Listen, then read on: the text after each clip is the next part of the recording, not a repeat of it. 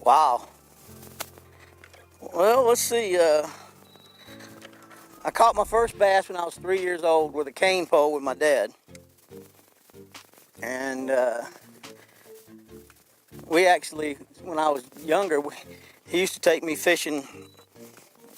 We'd go from Okeechobee, To'opalaga, Rodman Reservoir down in Florida, Eufaula. And then when I was in high school, I played high school football and baseball. And went on and played in college, but all summer long and all the time we had this big creek behind our house that had small bass in it. It had creek chubs, had brim, and I'd be in there fishing about every day. Ended up half the football team and baseball team started fishing with me in the creek. And then my father we bought a place up at Lake Hartwell. And our first bass boat, and we were fishing Hartwell and Lanier since, I don't know, early 70s. And that's drop shotting. I got started with drop shotting. Our family's in the food business. And we were on a kiwi trip out in California. In Rodman's Reservoir. Not Rodman's, Lake Orville. And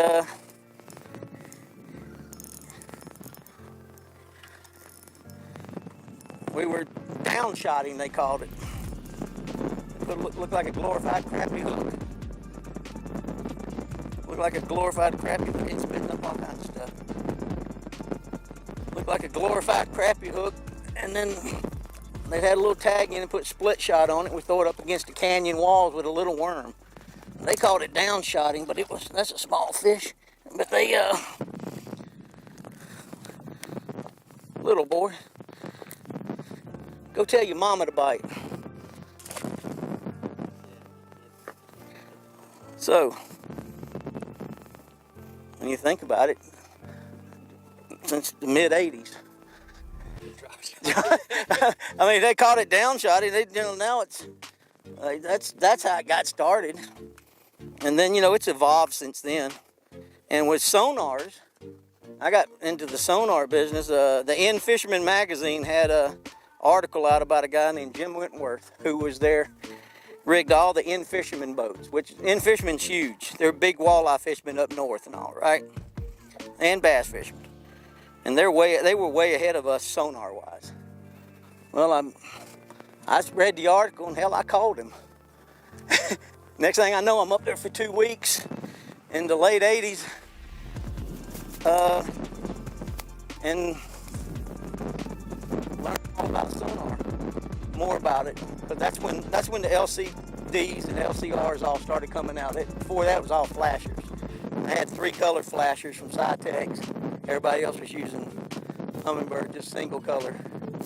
I was using 3-color stuff. But that's how it got started.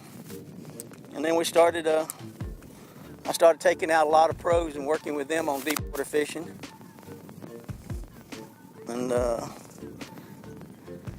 then when Bill Carson approached me about Humminbird, this was 10 or 12 years ago, and I left Lawrence, came to Humminbird, and it's just exploded since then. The rest is history.